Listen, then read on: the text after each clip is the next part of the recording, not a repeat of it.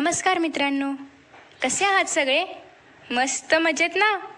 S class education bye सुहानीमध्ये तुम्हा सर्वांचं मनापासून स्वागत आहे.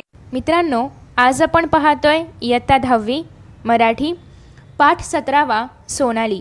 लेखक आहेत डॉक्टर वा ग पूर्णपात्रे, जन्म 1920. आता तुम्ही जेव्हा सोनाली या पाठाचं हे नाव वाचलं असेल तेव्हा तुम्हाला असं वाटलं असेल की हा पाठ सोनाली नावाच्या कोणा एका मुलीवरती वगैरे आधारित असेल, परंतु असं नाही आहे. हा पाठ सोनाली नावाच्या एका सिंहिणीवरती आधारित आहे. आता तुम्हाला आश्चर्य वाटलं असेल की सिंहिणीवरती पाठ, तर हो, या पाठामधून आपल्याला प्राणी, त्याचबरोबर प्राण्यांची माणसावर प्रेम करण्याची वृत्ती, हे सगळं काही कळून येणार आहे. प्राण्यांवर प्रेम करावं असा संदेश या पाठातून डॉक्टर वा ग पूर्णपात्रे यांनी आम्हा सर्वांनाच दिलेला आहे. सहसा जेव्हा आपण हिंस्र पशूंबद्दल किंवा हिंस्र प्राण्यांबद्दल बोलतो तेव्हा आपल्या मनामध्ये एक भीती असते की ते नेहमी माणसांवरती हिंसा करत असतात, अशी भीती असते. परंतु असं काही नाही आहे. तर हिंस्र श्वापतांवरती जर आपण प्रेम केलं, त्यांना जर आपण माया लावली, तर ते पण आपल्यावरती तेवढंच प्रेम करतात, ते पण आपल्यावरती तेवढाच जीव लावतात, हे या पाठातून दाखवून दिलेलं आहे. म्हणजे एका सिंहिणीला देखील माणसाळवता येतं, हे या पाठातून आपल्याला कळतं. आधी आपण लेखकांचा परिचय पाहूया. प्रसिद्ध लेखक आहेत आणि त्यांचे वन्य प्राण्यांविषयीचे सोनाली हे पुस्तक प्रसिद्ध आहे. प्राणी जगत हा सर्वांच्याच कुतूहलाचा आणि जिव्हाळ्याचा विषय असतो. तुम्हालाही प्राण्यांबद्दल खूप काही जाणून घ्यायला किंवा प्राण्यांना म्हणजे झूला वगैरे भेटी देण्यासाठी, प्राणी संग्रहालयांना भेटी देण्यासाठी आवडत असतील. मग प्राणी जगत म्हणजे प्राणी कसे असतात, कसे राहतात, काय खातात, किंवा त्यांचं वागणं बोलणं, किंवा ते बोलत कसे असतील, एक दुसऱ्यांशी संवाद कसे साधत असतील, या सगळ्या गोष्टींबद्दल तुमच्या मनामध्ये कुतूहल असेलच. लहानपणापासून पाळीव प्राणी व जंगली प्राणी या दोघांबद्दलही आपल्याला आकर्षण असतं. पाळीव प्राण्यांना तर आपण सहसा पाहत असतो, मग त्याच्यामध्ये मांजर असो, क्यूटशी कॅट असो, किंवा एखादा पिल्लू असेल ह्याचं कुत्र्याचं, तरी पण आपल्याला खूप आवडतं. मग पाळीव प्राणी असो किंवा मग एखादा हिंस्र श्वापद असो, म्हणजे जे की जंगलामध्ये राहणारे वाईल्ड ॲनिमल्स आहेत, तर ते असो, दोघांबद्दलही आपल्याला आकर्षण वाटतं. पाळीव प्राणी व हिंस्र प्राणी यांमध्ये भेद आहेतच, परंतु जंगली प्राण्यांच्या हिंस्रपणाबाबत लहानपणापासून आपल्या मनामध्ये एक प्रकारची भीती आणि गैरसमज असतो की हे प्राणी नेहमी हल्लाच करतात का, किंवा हे प्राणी माणसांवरती नेहमी हल्ला करून त्यांना दुखापत करतात, असा आपल्या मनामध्ये एक गैरसमज असतो. परंतु असं नाही आहे, हेच या पाठातून आपल्याला सांगितलेलं आहे. सोनाली हा पाठ सिंह या हिंस्र श्वापदामध्ये माणसावर प्रेम करण्याची वृत्ती असू शकते याचे सत्य उदाहरण आहे. म्हणजे या पाठामध्ये जे काही सांगितलेलं आहे किंवा ज्या काही घटना सांगितलेल्या आहेत त्या सगळ्या घडलेल्या आहेत, त्या सगळ्या सत्य घटना आहेत, आणि त्याच डॉक्टर वा ग पूर्णपात्रे यांनी या पाठामध्ये त्यांच्या सोनाली या पुस्तकामध्ये मांडलेल्या आहेत. हिंस्र श्वापदाला घरात पाळणे, नैसर्गिक वातावरणापासून त्याला दूर ठेवणे हे योग्य नाही, परंतु हिंस्र श्वापदातील पशुत्वावर प्रेमाने मात करता येऊ शकते. म्हणजे आपण हिंस्र श्वापदाला घरात ठेवणं किंवा त्याला नैसर्गिक, आता मोस्टली जे हिंस्र श्वापद असतात तर ते निसर्गामध्ये राहतात, तर त्यांना निसर्गापासून दूर आपल्या घरात वगैरे ठेवणं किंवा माणसांमध्ये ठेवणं हे वेगळं आहे किंवा योग्य नाही. परंतु एखादा जर हिंस्र श्वापद असेल तर त्याच्या पशुत्वावरती मात करणं, म्हणजे त्यांच्या हिंस्रपणावरती मात करून त्याच्यावरती प्रेम केलं जाऊ शकतं. खरं म्हणजे मानवामध्ये सुद्धा प्रेम व संतापी वृत्ती अशा दोन्ही प्रकारच्या प्रवृत्ती आढळतात. आता आपण पाहतो की आपल्यामध्ये पण प्रेम भावना असते, आपल्यामध्ये पण राग भावना असते, संताप असतो. तर त्याचप्रमाणे प्राण्यांमध्येही आहे. जसा एखादा सिंह जेव्हा रागवलेला असतो किंवा त्याला जेव्हा खूप भूक लागलेली असते तेव्हा तो एखाद्या प्राण्यावरती हल्ला करतो, परंतु जेव्हा तो शांत असतो तर तेव्हा तो किती प्रेमळ असतो हेही आपल्याला पाहायला पाहिजे. आपल्यातील नकारात्मक प्रवृत्तींवरही मनुष्य मात करू शकतो याचाही हा वस्तुपाठ आहे, एक आदर्श आहे. सोनाली हा सत्यकथेवर आधारित असलेला संवेदनशील असा हा पाठ माणसातील पशुत्व, वाईट प्रवृत्ती दूर व्हाव्यात ही प्रेरणा देणारा आहे. म्हणजे हा एक संवेदनशील पाठ आहे. पाठ वाचताना तुम्हाला नक्की कळणारच आहे की पाठ कसा आहे. माणसाने प्राण्यांवर प्रेम करावे असा संदेश या पाठातून सर्वांना मिळतो. डॉक्टर पूर्णपात्रे यांचं सोनाली हे गाजलेलं पुस्तक आहे. त्यातीलच काही भाग आपण आज पाहणार आहोत. हिंस्र प्राण्यांना माणसाळवण्याचा त्यांचा हा जो अनोखा प्रयोग आहे, यामुळे हे जे पुस्तक आहे तर ते प्राणी जीवनावरील एक लोकप्रिय ठरलेलं पुस्तक आहे. खरं तर लेखक हे मुळातले नामांकित नेमबाज शिकारी होते. त्यांच्या लहानपणी त्यांच्या गावी भोवताली घनदाट जंगल होते. जंगलात अनेक प्राणी होते. त्यामुळे प्राण्यांची शिकार करण्याचा छंद त्यांना लागला. एकदा त्यांच्या मनात विचार आला की प्राण्यांना मारून वाजत गाजत गावात जाणे यात कसले आहे धाडस. त्याऐवजी जिवंत प्राण्याला पकडून गावात आणण्यात खरे धाडस आहे. म्हणजे ते मूळतः त्यांना शिकार करायला आवडायची. म्हणजे त्यांच्या गावाच्या भोवती घनदाट जंगल होतं, अरण्य होतं आणि त्याच्यामध्ये अनेक प्राणी होते. मग त्या प्राण्यांची शिकार करणं त्यांना खूप आवडायचं. आणि सहसा पूर्वी गावामध्ये जर एखाद्या व्यक्तीने जर जंगलात जाऊन शिकारी केली आणि ती शिकार जर तो गावामध्ये घेऊन आला तर त्या व्यक्तीचं वाजत गाजत स्वागत केलं जायचं. मग एखाद्या जर वाघ किंवा सिंह यांसारख्या प्राण्यांची शिकार केली तर ते खूप मोठं असं काम मानलं जायचं. आणि मग त्याच्यानंतर लेखकांच्या मनामध्ये विचार येऊ लागला की मग वाजत गाजत प्राण्यांना मारून आणणं याच्यामध्ये काय धाडस. आता मेलेल्या प्राण्याला आणण्यामध्ये काय धाडस आहे. त्याच्यापेक्षा आपण जिवंत प्राण्याला पकडून आणूया, त्याच्यामध्ये खरं धाडस आहे.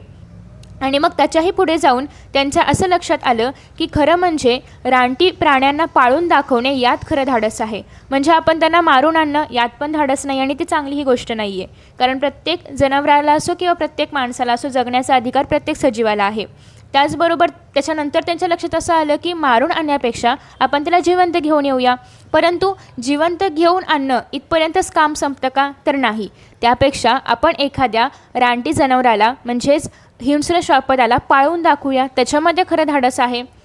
आणि या विचाराने त्यांच्या मनाचा ताबा घेतला. त्यांनी एक वाघ पाळला. तो 2 वर्षांचा झाल्यावर त्याला त्यांनी बोरिवलीच्या राष्ट्रीय उद्यानात सोडले. आणि मग त्यांनी सोनाली नावाच्या सिंहिणीला पाळले आणि तिने संपूर्ण घरालाच लळा लावला. हिंस्र जनावराला माणसाळवता येतं. हिंस्र प्राणी हे माणसाप्रमाणे उत्कटपणे प्रेम करू शकतात हे त्यांना सिद्ध करायचं होतं आणि त्यामध्ये ते यशस्वी झाले. आणि त्यांचा जो सोनालीबद्दलचा अनुभव होता किंवा सोनाली त्यांच्या घरामध्ये कशी रमली होती किंवा सोनालीबद्दलचे जे काही किस्से आहेत ते सगळे त्यांनी या पाठामध्ये मांडलेले आहेत. चला तर आपण आपल्या पाठाला सुरुवात करूया. 31 मार्च 1974 सोमवारचा दिवस. आमच्या साऱ्या घरात आज सुतकी वातावरण होतं. सुतकी म्हणजे काय, तर जेव्हा एखादा आपल्या जवळचा व्यक्ती किंवा आपल्या जवळचा नातेवाईक जेव्हा आपल्याला सोडून जातो किंवा देवाघरी जातो तर त्याच्यानंतर सगळं दुःखाचं वातावरण आपल्या घरामध्ये असतं किंवा संबंधितांच्या घरामध्ये असतं. तर त्याचे वातावरण असतं तर त्याला आपण सुतक लागलं आहे किंवा सुतक आहे असं म्हणतो. तर त्याप्रमाणे लेखक आपल्याला सांगत आहेत की त्यांच्या घरामध्ये सुतकी वातावरण होतं. त्याचं कारण पण ते पुढे सांगत आहेत की आमच्या लाडक्या सोनालीचा आज आमच्या घरातला शेवटचा दिवस. आज सोनाली पुण्याला जाणार होती आपल्या कायमच्या घरी. म्हणजे ती जी सिंहीण आहे सोनाली नावाची तर ती आता पुण्याला जाणार होती तिच्या कायमच्या घरी. म्हणजे पुण्याला एखादं ज्या ठिकाणी हिंस्र श्वापदांना पाळलं जातं तर त्या ठिकाणी ती जाणार होती. तिथल्या पेशवे उद्यानात यापुढे तिचं कायम वास्तव्य राहणार होतं. म्हणजे लेखकांनी तिला सांभाळलेलं होतं आणि आता तिला कारण श्वापदांना एका ठराविक वेळानंतर निसर्गाच्या सानिध्यामध्ये किंवा जंगलात किंवा उद्यानामध्ये वगैरे सोडावं लागतं. तर मग त्यासाठी पुण्यामध्ये जे पेशवे उद्यान आहे तर त्या उद्यानामध्ये तिला सोडण्यात येणार होतं आणि इथून पुढे आता ती सिंहीण किंवा ती सोनाली त्याच उद्यानामध्ये कायमची राहणार होती. आता मी स्वतः सोनालीला घेऊन पुण्याला निघालो होतो. आणि पुढे ते सांगतात की ते स्वतःच गाडीमध्ये सोनालीला घेऊन आता पुण्याला निघाले होते. गाडी पुढे चालली होती पण मी मात्र मनानं भूतकाळात शिरलो होतो. म्हणजे गाडी तर घेऊन पुण्याला चालली होती आम्हाला आणि सोनालीला, परंतु मला मात्र सोनाली आपल्यासोबत कशी राहिली किंवा सोनालीचे आणि माझे किस्से हे सगळं काही आठवत मी भूतकाळामध्ये शिरत चाललेलो होतो असं आपल्याला लेखक सांगतात. आता लेखक आपल्याला सोनाली आणि तिचा भूतकाळ किंवा सोनाली जेव्हा लेखकांच्या घरामध्ये होती तर तेव्हाचे किस्से सांगतायत. अजून तो दिवस आठवतोय मला. 29 ऑगस्ट 1973. वेळ संध्याकाळची किंवा सायंकाळची. डॉक्टर चित्रे यांनी छोटासा पिंजरा तयार करूनच ठेवला होता. त्या 3 पिल्लांना त्यांनी मादीपासून दूर केलं आणि म्हणाले, हो डॉक्टर, सांगा तुमचा चॉईस. मग आता या ठिकाणी मादीपासून वेगळं केलं म्हणजे सिंहिणीपासून त्या ती जी 3 पिल्लं होती तर त्यांना वेगळं केलं असेल कारण आई तर त्या पिल्लांना सोडणार नाही आणि त्याच्यामुळे त्यांनी वेगळं केलं होतं.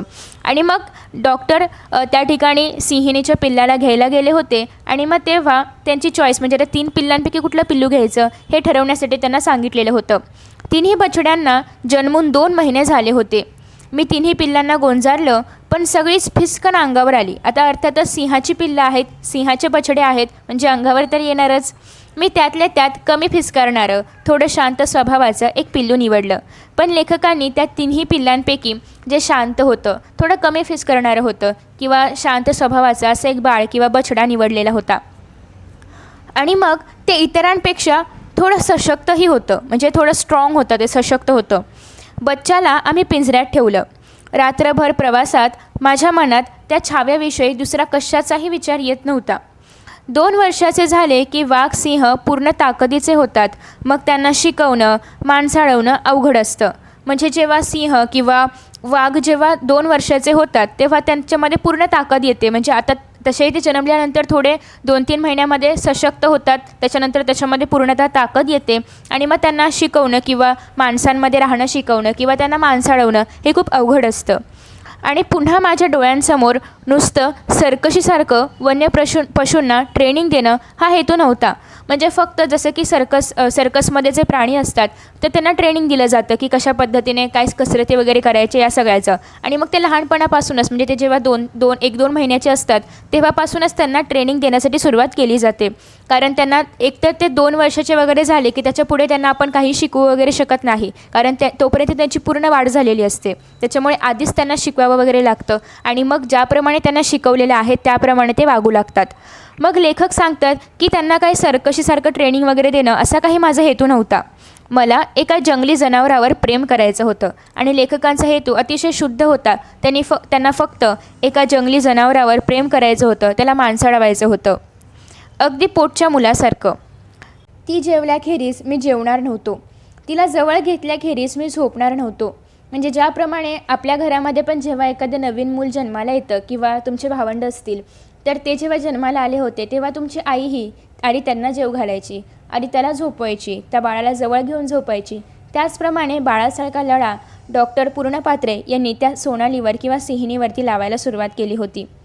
आणि मग पुढे ते म्हणतात की आजपर्यंत पूर्णपात्रे घराण्यातील पराक्रमी लोकांनी शिकारी करून कीर्ती मिळवली होती, पण पशूमधील पशुत्वाची आज मी शिकार करायला निघालो होतो. आणि जसं की आपण पाहिलं लेखकांच्या परिचयामध्ये की पूर्वीपासून त्यांच्या घरामध्ये शिकारी केली जायची किंवा शिकारी करून मान सन्मान मिळवला जायचा, किंवा जसं की सांगितलं की शिकार केल्यानंतर ती जी शिकार मोठी असते तर तेव्हा तिला आणताना गावामध्ये वाजत गाजत किंवा त्या माणसाचा सन्मान करत त्याला आणलं जायचं.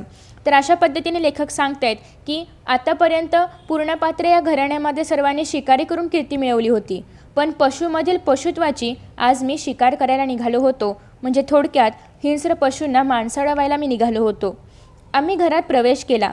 पहिला दिवस तसाच गेला. या सिंहकन्याचं आगमन होण्यापूर्वी 15 दिवस रुपालीचं आगमन झालं होतं. आता रुपाली कोण तेही तुम्हाला कळेल. कापसासारखे शुभ्र पांढरे केस असलेली 1.5 महिन्यांची ही कुत्री आमच्या घरात सर्वांची लाडकी झाली होती. म्हणजे रुपाली ही एक कुत्री आहे, म्हणजे एक कुत्र्याचं छोटंसं पिल्लू आहे. ती कापसासारखी शुभ्र पांढरे केस तिच्या अंगावरती आहेत, म्हणजे ती छान अशी पांढऱ्या रंगाची आहे. तिचे ते रुपेरी केस पाहून आम्ही तिचं नाव रुपाली असं ठेवलं. आणि तिच्या अंगावर असलेले ते सिल्वर कलरचे किंवा व्हाईट कलरचे ते केस पाहून लेखकांनी तिचं नाव रुपाली असं ठेवलं होतं. आणि माझा मुलगा डॉक्टर सुभाष याला पहिली मुलगी झाली, घरात दीप आला म्हणून आत्यानं म्हणजेच सुचितानं सुचवलेलं दीपाली नाव ठेवलं. आणि लेखकांची नात म्हणजेच त्यांच्या मुलाची मुलगी घरामध्ये दीपाप्रमाणे तिचं आगमन झालं होतं म्हणून तिचं नाव दीपाली ठेवण्यात आलं. अशा प्रकारे म्हणजेच 1 ऑगस्ट महिन्यात म्हणजे 1973 साली आमच्या संगम बंगल्यात रुपाली आली, नात दीपाली आणि आता सिंहकन्याही आली होती. म्हणजेच लेखक सांगतात की 1973च्या ऑगस्ट महिन्यात त्यांच्या बंगल्याचं नाव संगम होतं. तर संगम बंगल्यामध्ये रुपाली म्हणजे एक कुत्रीचं पिल्लू आहे, दीपाली म्हणजे त्यांची नात आहे आणि सोनाली म्हणजे ती सिंहकन्या आहे. असा हा मनोहर त्रिवेणी संगम इथे झाला होता. काय बरं या छाव्याचं नाव ठेवायचं, म्हणजे अजूनही त्या छाव्याचं नाव ठेवलं नव्हतं, तर आपण आता ते नाव ठेवण्यामागची स्टोरी बघूया. सोन्यासारखे केस असलेली सुवर्णकांतीची ती मादी कोच्यावर बसली होती आणि तिच्या पाठीवरून हात फिरवताना एकदम मला नाव सुचलं, सोनाली. आणि सोन्यासारखे केस तिच्या अंगावरती होते, म्हणजे सिंहकन्या होती तर सोन्यासारखे केस तिच्या अंगावरती होते आणि ती छान अशी कोचवर बसली होती आणि तिच्याकडे पाहून लेखकांना एकदम सोनाली हे नाव सुचलं. अशा प्रकारे सोनाली, रुपाली, दीपाली या तीनही कन्या त्यांच्या घरामध्ये आता होत्या. सुरुवातीला रुपालीचं आणि सोनालीचं मुळीच पटेना. आता अर्थात एक कुत्री आहे आणि एक सिंहिणी आहे, या दोघींचं पटणं थोडं अवघड आहे ना. मग ते सुरुवातीला कसं पटेल? मग सुरुवातीला काही त्यांचे पटत नव्हतं. आता रुपाली सोनालीवर भुंकायची आणि सोनाली ही फिसकून अंगावर यायची. आता रुपाली अर्थातच कुत्री असल्यामुळे ती भुंकायची, कोणी नवीन असेल किंवा कोणी प्राणी असेल तर. आणि सोनाली म्हणजे तर काय सिंहकन्या, ती पण फिसकून अंगावर जायची. असं 3-4 दिवस चालू होतं. पण 4 दिवसांनंतर दोघींचीही घट्ट मैत्री जमली. आता सुरुवातीला दोघी एकमेकांना ओळखत नव्हत्या, त्याच्यामुळे एकमेकांच्या अंगावर धावून जायच्या. परंतु आता मात्र दोघींची छान गट्टी जमली होती. दोघी पण मस्त बेस्ट फ्रेंड्स झाल्या होत्या. आणि मग काय, बेस्ट फ्रेंडसारखं मग एकत्र बसणं, झोपणं सुरू झालं.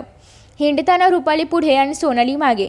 रुपाली सिनियर असल्यामुळे तो मान तिचाच होता, कारण रुपाली लेखकांच्या घरी आधी आली होती आणि त्यानंतर सोनाली म्हणजे रुपाली झाली सिनियर. आणि सिनियर असल्यामुळे ती पुढे चालायची आणि मागून सोनाली चालायची. पुढे तर दोघींना एकमेकींचा इतका लढा लागला की त्यांचं जेवणही एकत्रच होऊ लागलं. आणि रुपालीप्रमाणे सोनालीही माझ्याजवळ माझ्या पायथ्याशी झोपू लागली. आणि पुढे त्या दोघींची मैत्री इतकी घट्ट झाली होती की दोघी एकत्र फिरायच्या, झोपायच्या, सोबत जेवायच्या देखील. आणि ज्याप्रमाणे रुपाली लेखकांच्या पायथ्याशी बसून झोपायची, त्याचप्रमाणे सोनाली ही आता झोपू लागली होती. त्यानंतर आता आपण येऊया पुढच्या पाठावरती. खूप छान इंटरेस्टिंग धडा आहे आणि तुमच्यामध्येही प्राण्यांबद्दल प्रेम निर्माण व्हावं, हाच या पाठाचा उद्देश आहे. झोपायची वेळ झाली की सोनाली उडी मारून बिछाण्यात शिरे, पण चटकन झोपी जायचा तिचा स्वभाव नव्हता. बिछाण्यात आली की ती माझं तोंड चाटू लागे, मग केस चाटे, पंजानं माझे केस विस्कटून टाकी. कधी ती आणि रुपाली यांची दंगामस्ती माझ्याच बिछाण्यात चालायची. आणि दोघीही बिछाण्यात चक्क नाचत कुदत, थकल्या दमल्या की दोघीही आपापली जागा पकडून झोपायला येत.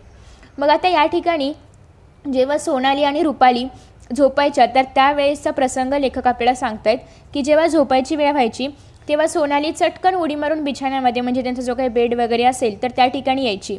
पण लगेच काय झोप तिला यायची नाही. मग ती हळूहळू लेखकांकडे जायची, त्यांचं तोंड चाटायची, त्यांचे केस चाटायची आणि कधीकधी पंजा मारायची आणि लेखकांचे केसही विस्कटून टाकायची. आणि कधी ती आणि रुपाली, आता रुपाली आणि सोनाली तशाही बेस्ट फ्रेंड झाल्या होत्या. मग दोघंही मस्त दंगामस्ती करायच्या आणि त्याही लेखकांच्या बिछाण्यामध्ये. दोघीही बिछाण्यात चक्क नाचत आणि त्या बिछाण्यावर त्या दोघी नाचायच्या, छान खेळायच्या. आणि मग थकल्या दमल्या की मग दोघी पण आपापली जागा पकडून झोपायला जायच्या. फुस करून रुपा अंग टाकी आणि झोपी जाई, म्हणजे रुपाली अगदी सहज अंग टाकायची आणि झोपून जायची. पण सोनालीला मात्र तशी झोप येत नसे. लहान मुलांसारखं तिला मला थोपटून झोपावं लागायचं. पण सोनालीला मात्र लगेच काही झोप यायची नाही. मग तिला लहान मुलांसारखं थोपटायला लागायचं. जसं की आपण लहान मुलांना अंगाई गाऊन दाखवतो, त्याला छान असं थोपटतो, त्याप्रमाणे तिला थोपटावं लागायचं. आणि तेव्हा कुठे बाईसाहेब झोपत. ती झोपे तीही एखाद्या लहान मुलासारखी अस्ताव्यस्त, म्हणजे ज्याप्रमाणे लहान मुलं झोपतात तर त्याचप्रमाणे अस्ताव्यस्त ती झोपायची. झोपेत बाईसाहेब लोळतही भरपूर आणि झोपल्यानंतर काही ती एका जागेवर झोपायची नाही. छान मस्त बिछाना फिरायची लोळत लोळत. आणि शेवटी त्या दोघींच्या मध्ये मला झोपायला पुरेशी जागा मिळत नसत. आणि सोनाली आणि रुपाली दोघंही लेखकांच्याच बिछाण्यावर झोपायच्या. आणि या दोघे झोपल्या की लेखकांना मात्र त्या बिछाण्यावर झोपायला जागाच मिळायची नाही, कारण सोनाली लहान मुलांसारखी लोळत लोळत झोपायची, रुपालीही त्या ठिकाणी झोपायची. आणि त्या दोघींच्या मध्ये लेखक सांगतात की मलाच झोपायला पुरेशी जागा मिळत नव्हती.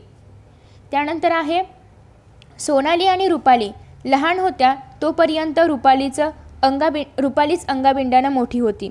म्हणजे जेव्हा सोनाली लहान होती, आता ती सोनाली जेव्हा तिला घरामध्ये आणलं होतं तेव्हा ते सहसा 2-2.5 महिन्याची होती आणि रुपाली तिच्यापेक्षा जराशी मोठी असेल. तर त्याच्यामुळे रुपाली म्हणजे कुत्री जी होती तर ती मात्र अंगाबिंडाने मस्त अशी स्ट्रॉंग दिसायची. वयानं तर ती सोनालीपेक्षा चांगलीच 7 दिवसांनी मोठी होती. आणि त्यामुळे ती सोनालीवर ताईगिरी करायची. सोनालीवर गुरगुरणे, तिला दमात घेई. त्याचबरोबर सोनाली बिचारी गरीब. रुपाली तिच्यावर गुरगुरली की बापडी कोपऱ्यात जाऊन निमूट बसे. आता मग सोनाली जेव्हा आली होती तर त्याच्या आधीच रुपालीचं आगमन झालं होतं आणि रुपाली सोनालीपेक्षा 7 दिवसांनी मोठी होती. आणि त्याच्यामुळे मग रुपाली काय करायची, सोनालीवर ताईगिरी करायची. आपली असते ना मोठी ताई आपल्यावर कशी ताईगिरी करते, त्याप्रमाणे ती रुपाली ही सोनालीवर ताईगिरी करायची. मग सोनालीवरती ती गुरगुरायची किंवा तिला दमात घ्यायची, कधीकधी तिला ओरडायची, गुरगुरायची. आणि मग सोनाली बिचारी गरीब होती आणि मग तिच्यावर रुपाली ओरडली की मग ती कोपऱ्यात जायची आणि निमूटपणे बसायची. आणि आता दोघी वाढू लागल्या होत्या, मोठ्या होऊ लागल्या होत्या आणि सारं दृश्यच बदललं. रुपाली लहानखुरी राहिली आणि सोना बघता बघता तिच्या दुप्पट चौपट झाली. आता सिंहिणीचं बाळते किती मोठी होईल ती, आणि त्याच्यामुळे हळूहळू जसं दोघींचं वय वाढू लागलं तसं तसं रुपाली लहानच राहिली, पण सोनाली मात्र तिच्या दुप्पट आणि चौपट झाली. ती रुपालीला सहज तोंडात उचलून धरी, पण सोनालीचे दात कधी रुपालीला लागले नाहीत. कारण जरी ते प्राणी म्हणजे जसं तुम्ही बघितलं असेल की मांजर पण आपल्या पिल्लांना अशी दातात उचलून धरते, पण शेवटी ती आई असते, तिचे दात कधीच तिच्या पिल्लांना लागत नाहीत किंवा टोचत नाहीत. त्याचप्रमाणे जेव्हा सोनाली रुपालीला उचलून घ्यायची दाताने, तेव्हा तिचे दात मात्र तिला कधी लागायचे नाहीत. रुपालीने मात्र आपल्या ताईपणा शेवटपर्यंत सोडला नाही. सोनाली फार वाह्यातपणा करू लागली की रुपाली गुर्र करून दटावीत असे.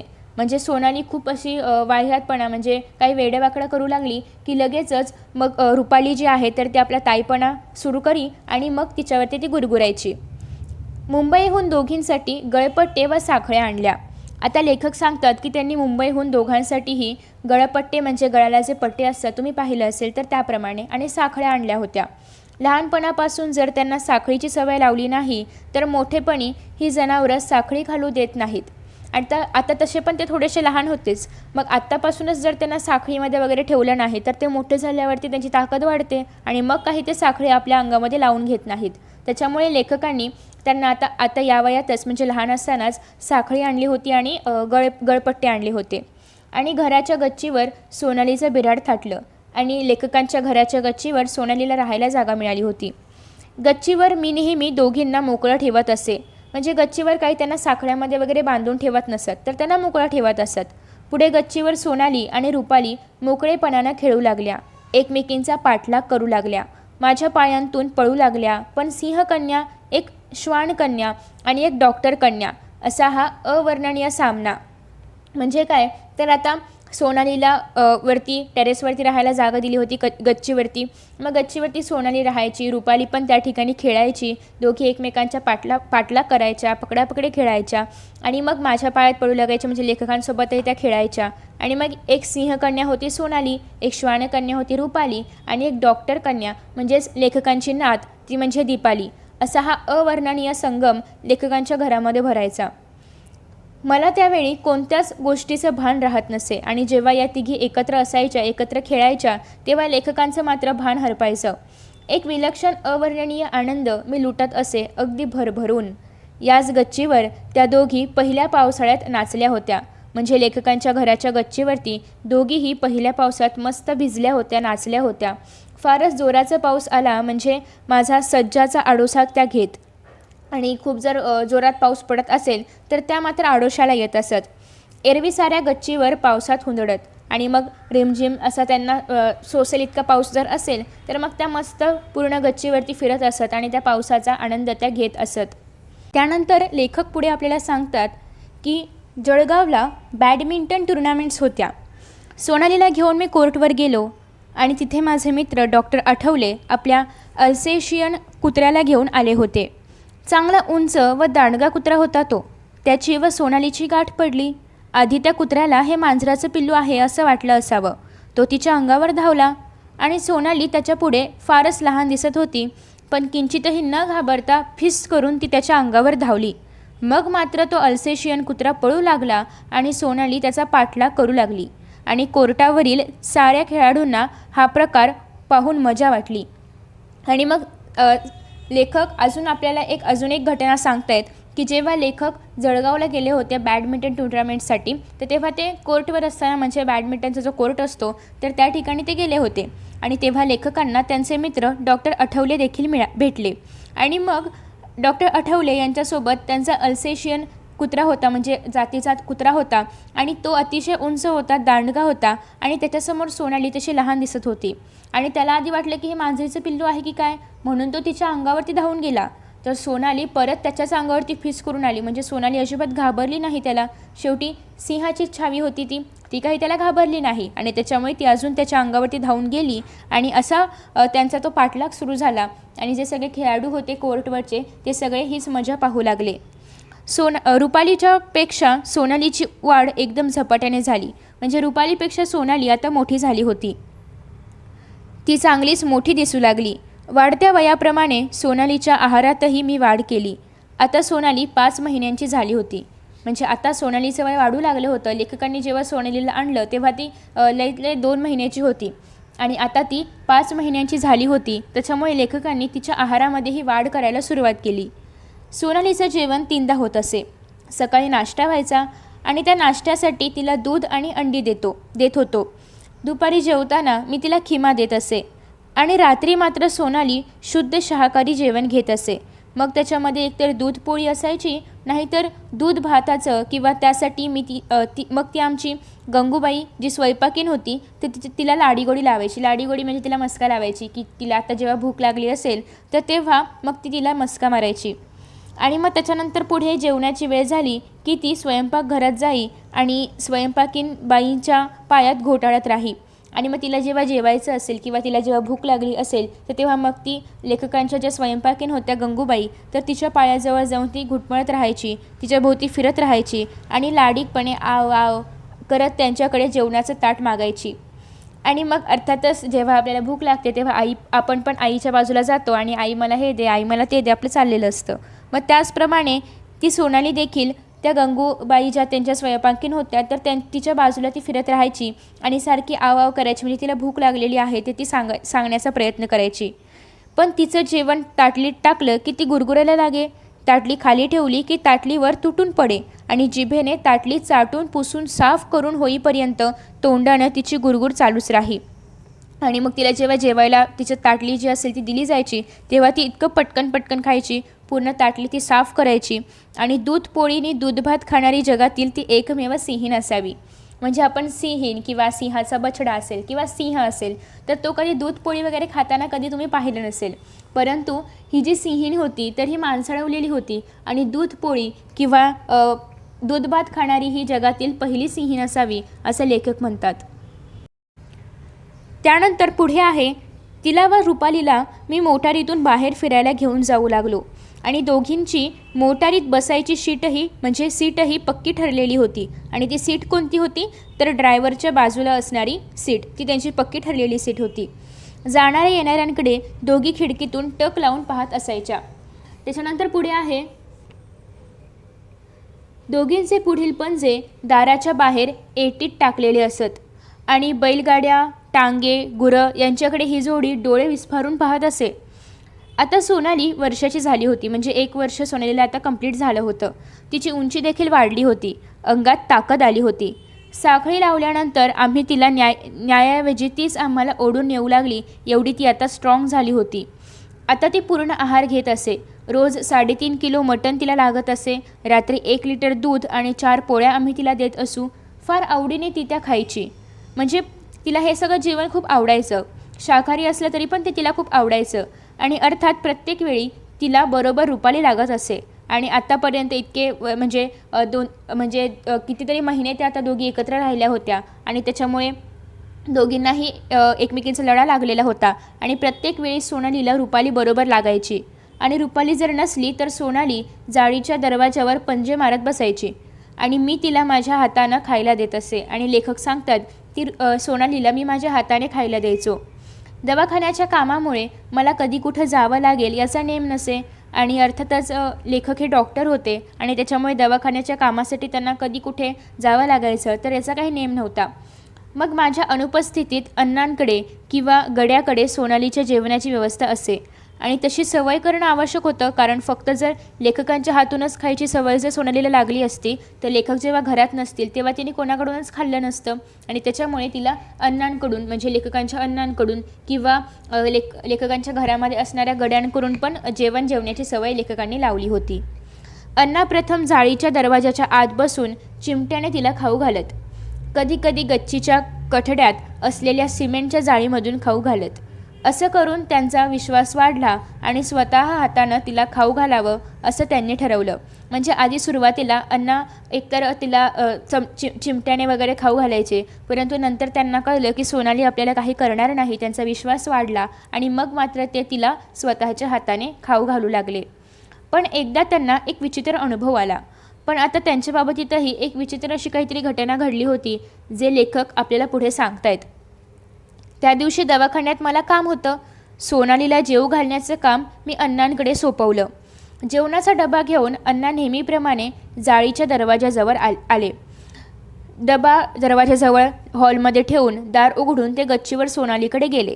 दरवाजा गच्चीतून त्यांनी बंद केला. आता ते अर्थातच सोनालीकडे डबा घेऊन गेले होते आणि त्यांनी दरवाजा गच्चीकडून बंद केला होता. आणि गच्चीवर गेल्याबरोबर सोनाली त्यांच्या मागे मागे गेली, कारण तिला आता त्यांच्या हातामधला डबा दिसलेला होता. तिला वाटलं त्यांनी जेवणाचा डबा आणलेला आहे. मग तिला असं वाटलं की त्याच्यामध्ये खरंच जेवण आहे की काय, परंतु त्यांच्याजवळ खाणं नाही हे लक्षात येताच सोनाली परत दाराकडे धावत गेली. पण जेव्हा तिला कळलं की त्या डब्यामध्ये जेवण नाही आहे किंवा तिचं खाणं नाही आहे, तेव्हा मात्र ती परत निघून गेली. सोनाली त्यांच्या अंगावर गुरगुरू लागली. पण आता मात्र सोनाली त्यांच्या अंगावर गुरगुरू लागली कारण तिला प्रचंड भूक लागली असेल आणि अण्णांनी मात्र जेवणाचा डबा म्हणजे आणला होता, पण त्याच्यामध्ये तिचं जे हवं असेल ते काही जेवण नसेल वाटतं आणि त्याच्यामुळे ती त्यांच्या अंगावरती गुरगुरू लागली होती. पण अण्णांना मात्र तिच्या या गुरगुरण्याचा अर्थ कळला नाही. मग तिला उद्देशून ते म्हणाले, सोना थांब, मी डबा आणतो, बाजूला हो, असे ते म्हणाले. आणि मग त्यांना वाटलं की तिला भूक वगैरे लागली असेल आणि ती गुरगुरत होती, त्याच्यामुळे त्यांना खरा अर्थ कळला नाही की ही कशामुळे गुरगुरते. त्याच्यामुळे ते म्हणाले की सोनालीला ते म्हणाले की सोना थांब, मी तुझा डबा आणतो, बाजूला हो.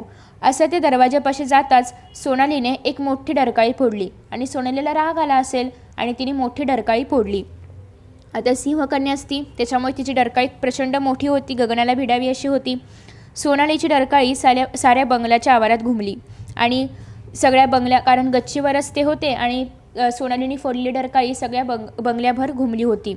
काय झालं आहे हे कोणालाच कळेना, कारण सोनाली सहसा एवढ्या मोठ्या आवाजात कधी ओरडत नसे. त्याच्यामुळे आता काय झालं नेमकं किंवा कशामुळे सोनाली डरकाळी फोडते हे मात्र कोणालाच कळत नव्हतं. आणि मग त्याच्यामुळे मी हातातलं काम टाकून दरवाजाजवळ धावत गेलो. तोच शांताराम धाव अशी अण्णांची हाक ऐकू आली.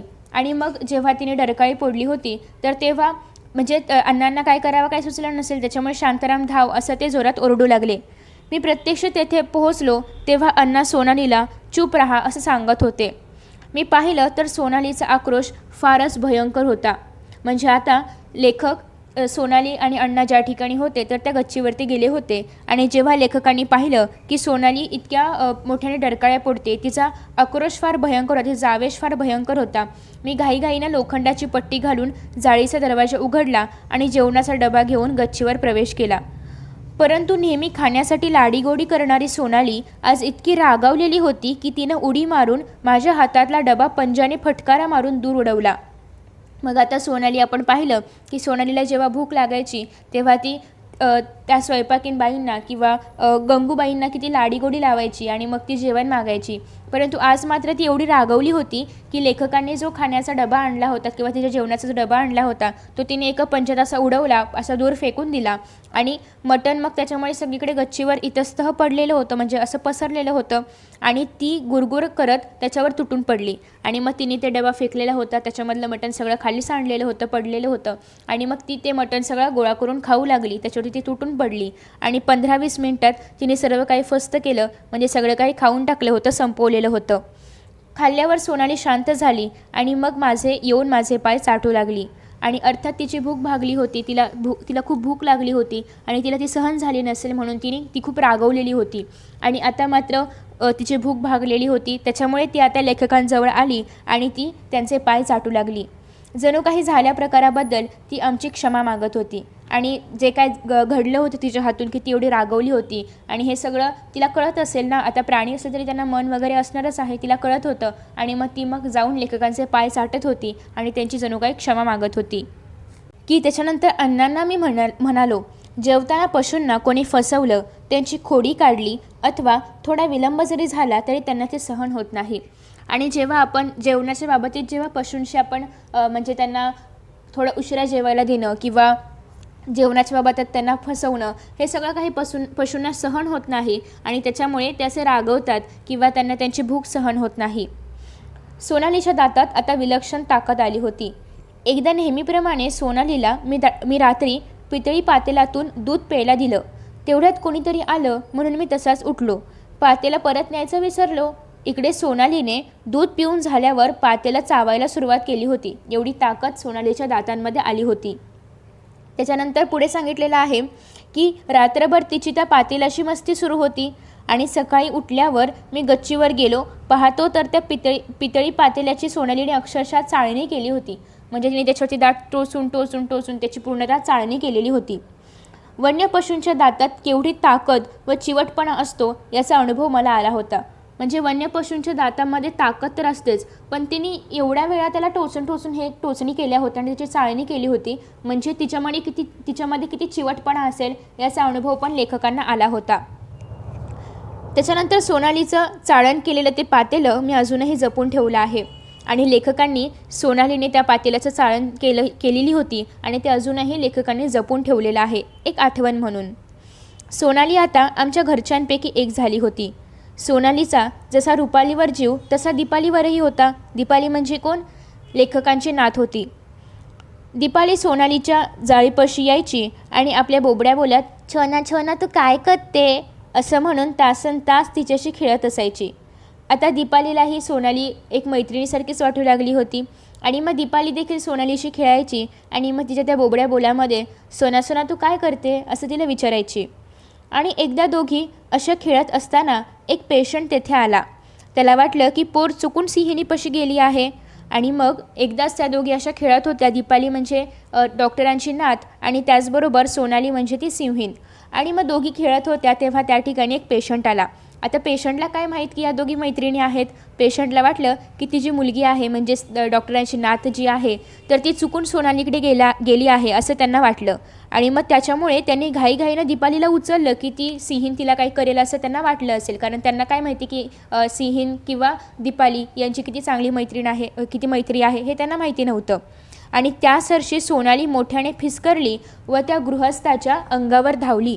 आणि मग सोनालीला आवडलं नाही हे की त्याने दीपालीला उचलून घेतलं. त्याच्यामुळे सोनाली त्यांच्या अंगावरती म्हणजे त्या गृहस्थाच्या अंगावरती एकदम जोराने फिसकरली. म्हणजे तिने डरकाळी वगैरे फोडली असेल आणि त्यांच्या अंगावरती धावून गेली. तिचं अवसान बघून त्यांना दीपालीला तिथेच टाकलं आणि मग सोनाली इतक्या जोरात त्यांच्या अंगावरती धावून गेली की ते खूप घाबरले ते गृहस्थ आणि त्यांनी दीपालीला तिथेच टाकलं आणि ते निघून गेले. आतल्या बाजूला अण्णा होते. सोनालीचा आवाज ऐकून अण्णा स्वयंपाकघरातून बाहेर आले आणि म्हणाले, "काय रे, काय झालं?" "दीपा सिंहिणीच्या तावडीत सापडली आहे." त्यानं अण्णांना सर्व प्रकार सांगितला. आणि मग ते गृहस्थ जेव्हा खाली आले तेव्हा तो सगळा आवाज अण्णांनी ऐकलेला होता. त्याच्यामुळे अण्णा विचारत होते त्या गृहस्थाला की काय झालं होतं. तर मग तो जो गृहस्थ आहे तर तो सगळा प्रकार सांगतो की कशाप्रकारे दीपा तिच्या बाजूला गेली होती, मला वाटलं की असं आहे आणि ते सगळा प्रकार त्यांनी सांगितला. "तू पुन्हा दीपालीला उचल, मी पाहतो," असं अण्णा म्हणाले. आणि मग तो गृहस्थ पुन्हा गेला. दीपाली ही जाळीपाशीच उभी होती आणि मग त्याने पुन्हा दीपालीला जेव्हा उचललं तेव्हा सोनाली पुन्हा पहिल्यासारखी चवताळून त्या गृहस्थाच्या अंगावर धावून गेली. आणि मग अण्णांनी सोनालीला शांत केलं. दीपाली ही आपल्या घरची आहे आणि तिला कोणी इतरांनी उचलता कामा नये ही मोठी जाणीव सोनालीला आता झाली होती. म्हणजे सोनाली आणि दीपाली यांच्यामध्ये असं पक्कं बॉन्डिंग होतं की जरी दीपालीला कोणी काही केलं किंवा उचललं तर सोनाली लगेच तिचं रक्षण करण्यासाठी धावून जायची. म्हणजे मोठ्या बहिणीप्रमाणे सोनाली होती आणि दीपालीही. अण्णांनी एकदा हातात दीपालीला घेतलं व दुसऱ्या हातानं प्रेमळपणे सोनालीला थोपटलं. "आम्ही येणार, सोनालीला घेऊन येणार," ही बातमी पुण्याच्या पेपरमध्ये आली होती. आमची वाट पाहत शेकडो पुणेकरांनी आधीच कॅफे गुडलकच्या चौकात गर्दी केली होती. येणारा जाणारा विचारे, "काय हो, कोण येणार आहे?" मग फुटपाथवरचाच एखादा तरुण सांगू लागे, "अहो, मोटारीतून सिंहीण येणार आहे." "उघड्या मोटारीतून? मग आम्ही काही खोटं सांगतोय काय?" पाहता पाहता गर्दी वाढू लागली. सोनाली आली. गर्दीत एकच उत्साहाची लाट आली. प्रत्येकजण सोनालीला पाहण्यासाठी धडपडत होता. माना उंच करून, टाचा उंच करून लोक पाहत होते, पण जरा दुरूनच. लोकांना पाहण्यासाठी सोनालीला व रुपालीला आवारातच साखळ्यांनी बांधून ठेवलं होतं. दोघींना खूप तहान लागली होती म्हणून बरोबर आणलेल्या दगडीतून त्यांना पाणी पाजलं. नंतर पुढे आहे की जमलेल्या बघ्यांपैकी कुणी अंडे आणलं, कुणी दूध आणलं होतं. वेळ रात्रीची होती. मी अतिशय थकलो होतो पण मला झोप येईना.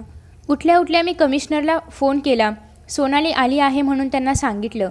आता त्यांना सोनालीला पेशवे उद्यानामध्ये सोडायचं होतं, त्याच्यामुळे लेखक पुण्यामध्ये सोनालीला घेऊन आले होते. मग त्यांनी कमिशनरला सांगितलं की सोनाली आता आली आहे. पेशवेबाग, शेवटचा टप्पा. तिथेही स्त्री पुरुष, लहान मुलं यांची गर्दी जमली होती.